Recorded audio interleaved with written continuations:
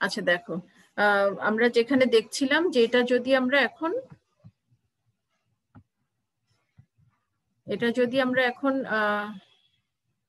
এই যে এটা যদি দেখি, আমরা একটা টাই লাইন ড্র করলাম এবং টাই লাইনটা লিকুইডাস লাইনকে যেখানে কাট করছে সেটা লিকুইডের কম্পোজিশন, মানে সেখানে 32% নিকেল এবং কত হয় 68% কপার আছে।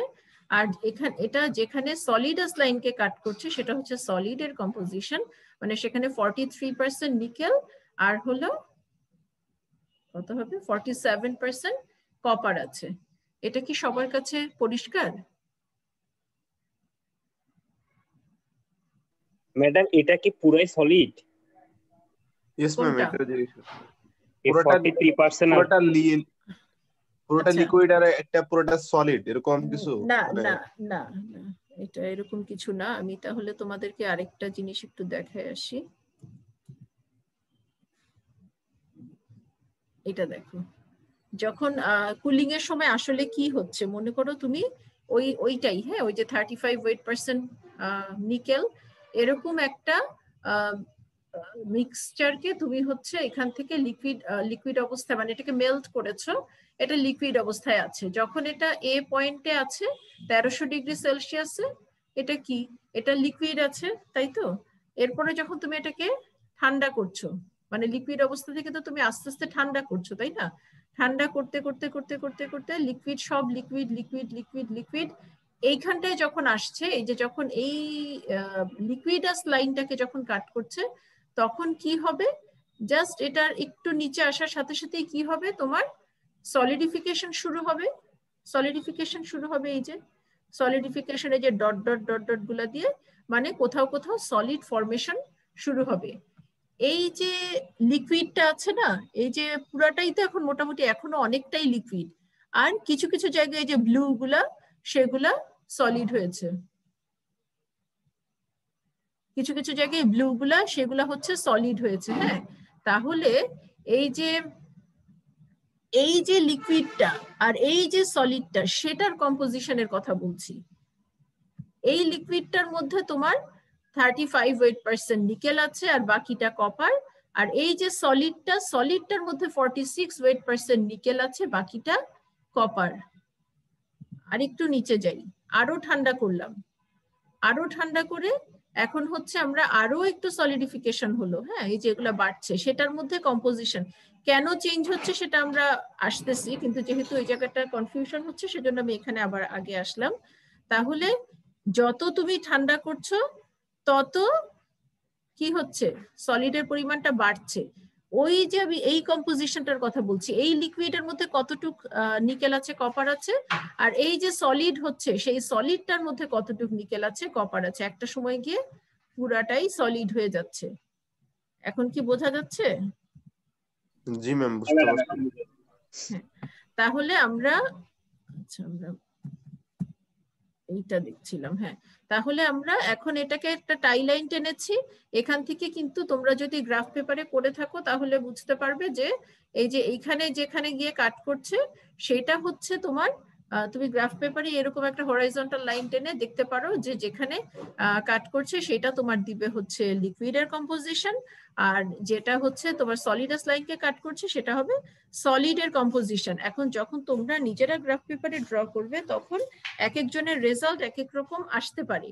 হ্যাঁ, কারণ হচ্ছে আমরা তো প্রতিটা পয়েন্ট দিয়ে এখানে গ্রাফ পেপার কার্ভটা ড্র করি নাই। হ্যাঁ, এক একজন এক এক ভাবে ড্র করবা, কারোরটা একটু উপর দিয়ে যাবে কারোরটা নিচে দিয়ে যাবে, সেটা অসুবিধা নাই।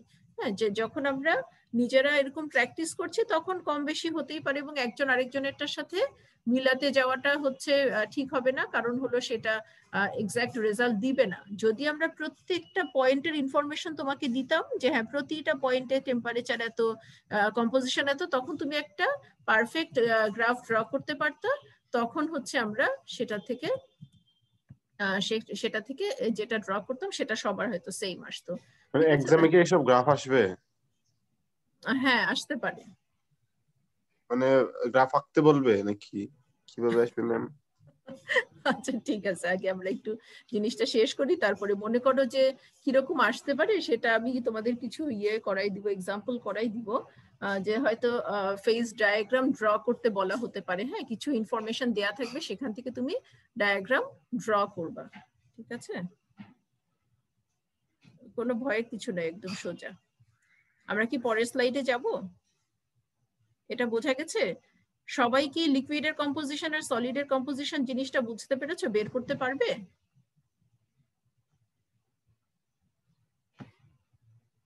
জি ইনশাআল্লাহ পারবো ম্যাম, ইনশাআল্লাহ পারবো ম্যাডাম। আমি ভাবলাম আবার ডিসকানেক্টেড হয়ে গেল। আচ্ছা আচ্ছা, এরপরে লাস্ট যেটা আমরা এখান থেকে এখন বের করা শিখবো সেটা হচ্ছে determination of phase weight fractions. এই যে আমরা ফেজ গুলা জানলাম, একটা লিকুইড ফেজ আছে, একটা সলিড ফেজ আছে। এই টু ফেজ রিজিয়নটাতে লিকুইডের কম্পোজিশন আমরা বের করতে পারছি, সলিডের কম্পোজিশন আমরা বের করতে পারছি, কিন্তু কতটুক লিকুইড আছে কতটুক সলিড আছে দুইটা জিনিস। একটা হচ্ছে কিছু লিকুইড আছে, সেই লিকুইডের কম্পোজিশন আমরা জানি যে এই লিকুইডের মধ্যে এতটুক কপার এতটুক নিকেল আছে, এই সলিডের মধ্যে এতটুক কপার এতটুক নিকেল আছে।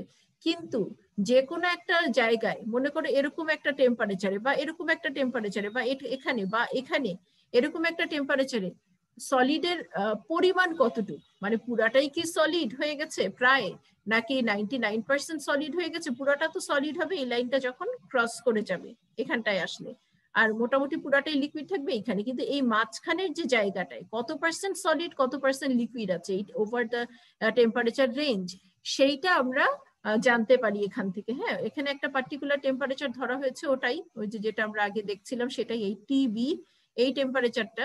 এখানটায় আমরা দেখছি যে weight fraction of each phase, মানে কতটুক লিকুইড আছে কতটুক সলিড আছে।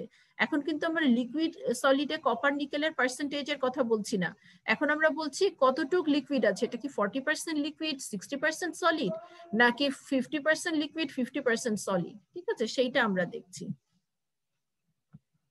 একইভাবে এই জায়গায় কি পুরাটাই লিকুইড, এ পয়েন্টে 100% লিকুইড। হ্যাঁ, 100% লিকুইড, বা আমরা বলতে পারি একদম পুরাটা, মানে আমরা 1ও ধরি, হ্যাঁ 1ও বলতে পারো, বা 100% তো বলতে পারি আমরা, যেটাই খুশি। 100% লিকুইড 0% সলিড এই পয়েন্টটাতে। এরপরে এই যে ডি পয়েন্টটাতে অ্যাট টেম্পারেচার টিডি, হ্যাঁ এটা হচ্ছে অ্যাট টেম্পারেচার টিএ, মানে এ পয়েন্টটা তার টেম্পারেচার টিডি, সব সলিড, তাহলে 100% সলিড।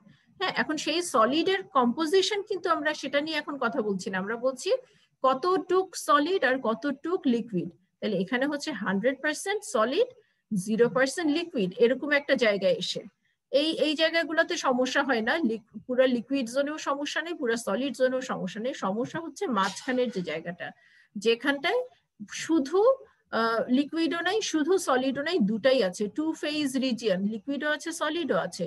সেইখানে আমরা কতটুক লিকুইড কতটুক সলিড কিভাবে আমরা বের করতে পারি। তাইলে তোমরা এমনিতে ওই যে আমরা যে এখনই টাই লাইনটা ড্র করলাম সেখান থেকেই আসলে আমরা বের করতে পারি মোটামুটি যে আসলে কতটুক সলিড কতটুক লিকুইড আছে। আমার না সামনে এই মুহূর্তে ঘড়ি নাই, তোমাদের ক্লাসের সময় হয়ে গেলে আমাকে বলে দিও। হ্যাঁ, দেখো এইখানে এই যে এমনিতে এটা থেকে আমরা একটু আগে আসি। একটা জিনিস চিন্তা করো, যখন মাত্র সলিডিফিকেশন শুরু হয়েছে, হ্যাঁ মাত্র সলিডিফিকেশন শুরু হয়েছে, এই টেম্পারেচারটার নিচে যখন আসছি, এখানে যদি আমরা একটা টাই লাইন টানি, হ্যাঁ তখন এই টাই লাইনটাকে যদি আমরা দুইটা অংশে চিন্তা করি, আচ্ছা এটা এই মনে করো টাই লাইনটা, হ্যাঁ এই যে টাই লাইনটা আমাদের দুইটা অংশ না, এই যে যেখানে যে কম্পোজিশনটা আছে সেটার এক পাশে একটা অংশ, এই কম্পোজিশনটার অন্য পাশে আরেকটা অংশ, তাই না, আমরা বুঝতে পারি দুইটা টাই লাইন আছে। এখন কোন ফেজ কতটুক আছে সেটা বোঝার জন্য আমরা একটা রুল অ্যাপ্লাই করি, যেটাকে বলা হয় হচ্ছে লিভার রুল। এটার নাম হচ্ছে লিভার রুল। একটু তোমরা এটা লিখে নাও, লিভার রুলটা দিয়ে পরে যে আমরা যে প্রবলেম গুলো করবো সেখানে লিভার রুলটা আমাদের কাজে লাগবে। এই লিভার রুলটা, এই যে এটা হচ্ছে লিভার রুলটা, হ্যাঁ। Lever rule is used to calculate the weight percent of the phase in any two-phase region of the phase diagram. Phase percent হচ্ছে opposite arm of lever divided by total length of the tie line multiplied by 100. কিভাবে phase percent মানে liquid phase কত percent আছে, solid phase কত percent আছে, এই দেখো liquid phase কত পার্সেন্ট আছে, solid phase কত পার্সেন্ট আছে, সেইটা আমরা এখান থেকে বের করতে পারি। এই যে যেই কম্পোজিশনটা আমরা বের করছি সি নট, এই কম্পোজিশনটা যে কোনোটা হতে পারে, এই কম্পোজিশন এখানেও থাকতে পারে, এখানেও থাকতে পারে, এখানেও থাকতে পারে, যে কোনো কম্পোজিশন আমরা বের করতে পারি। যেই কম্পোজিশনই হোক, আমরা তো একটা কম্পোজিশন এবং একটা টেম্পারেচার আমাদের লাগবে, যে আমরা কোন টেম্পারেচারে জানতে চাচ্ছি সেটার একটা করেসপন্ডিং টেম্পারেচারও আছে। তাহলে এই টেম্পারেচার আর কম্পোজিশনের লাইনগুলা যেখানটায় কাট করছে সেটার বাম দিকের একটা অংশ থাকবে, ডান দিকের একটা অংশ থাকবে। এখন তোমরা এটা নিজেরা বুঝতেই পারবে, যেমন মনে করো যখন মাত্র সলিডিফিকেশন শুরু হচ্ছে, হ্যাঁ, মনে করো আমি যদি এইখানে একটা টাই লাইন ড্র করি, বা এই যে এখানেই একটা টাই লাইন ড্র করেছি, মাত্র যখন সলিডিফিকেশন শুরু হচ্ছে ওই টেম্পারেচারের কাছাকাছি, তখন কিসের পরিমাণ কম থাকবে, সলিড নাকি লিকুইড? সলিড। ডেফিনেটলি সলিডের পরিমাণ, তাই না? যত আমরা নিচের দিকে নামতে থাকবো, মানে যত আমরা ঠান্ডা করতে থাকবো মিক্সচারটাকে, ওই অ্যালয়ের কম্পোজিশনটাকে, যত নিচের দিকে নামছি, যত নিচের দিকে নামছি, তোমরা এখানে কিছু কাল্পনিক ইয়ে ড্র করতে থাকো, বা তোমরা নিজেরা ড্র করো, টাই লাইন প্রত্যেকটা টেম্পারেচারে ড্র করতে থাকো। হ্যাঁ, যত আমরা নিচের দিকে নামবো তত কি হবে, সলিডের পরিমাণটা বাড়তে থাকবে, লিকুইডের পরিমাণটা কমতে থাকবে। এবং যখন কিনা আমরা এসে এইখানটায় চলে আসবো, তখন যদি আমরা একটা টাই লাইন ড্র করি, তখন কিন্তু দেখবা পুরাটাই প্রায় সলিড, খুবই সামান্য লিকুইড। আর যদি আমরা এইখানটায় একটা টাই লাইন ড্র করি, তখন মোটামুটি পুরাটাই লিকুইড, সামান্য একটু হচ্ছে সলিড। হ্যাঁ, তা এটা বলছি এই জন্য যে তোমরা বুঝতে পারবা যে যখন মাত্র সলিডিফিকেশন শুরু হলো, তখন এই যে টাই লাইনটা আছে সেটার এই পাশের যে অংশটা, হ্যাঁ, এই যে যেটা মাত্র শুরু হচ্ছে, মানে ছোট অংশটা, সেইটা ইন্ডিকেট করবে সলিড। মানে যাতে তোমাদের ভুল না হয় সেজন্য এটা বললাম, যখন মাত্র সলিডিফিকেশনটা শুরু হচ্ছে তখন কম্পোজিশনের বাম দিকের বা কম্পোজিশনের মধ্যে যে ছোট্ট অংশটা, এই যে এই দুইটা ভাগ করা হয়েছে, সেটার ছোট্ট অংশটা ডেফিনেটলি হবে সলিড, আর বড় অংশটা হবে লিকুইড। এবং যত নিচের দিকে আসতে থাকবে দেখবে যে এই গ্রিন অংশটা বাড়তে থাকবে। এখানে যদি টাই লাইন ড্র করো একটা, এখানে যদি টাই লাইন একটা ড্র করো, এগুলো গ্রিন অংশটা বাড়তে থাকবে। যার মানে সলিড হচ্ছে এই যে আর অংশটা, তোমার যখন সলিডিফিকেশন শুরু হলো, তাহলে আমরা যদি সলিডের পরিমাণটা বের করতে চাই, এই যে ডাব্লিউ আলফা হচ্ছে সলিডের পরিমাণটা, তাইলে আর ডিভাইডেড বাই পুরোটা হচ্ছে এটা আর প্লাস এস, পুরো জিনিসটা হচ্ছে আর প্লাস এস, তার মধ্যে আর কতখানি সেটাই হচ্ছে সলিড। আর লিকুইডের পরিমাণ যদি বের করতে চাই, লিকুইডের পরিমাণ যদি বের করতে চাই, তাহলে এই যে এস অংশটা divided by R plus S, এটাই হচ্ছে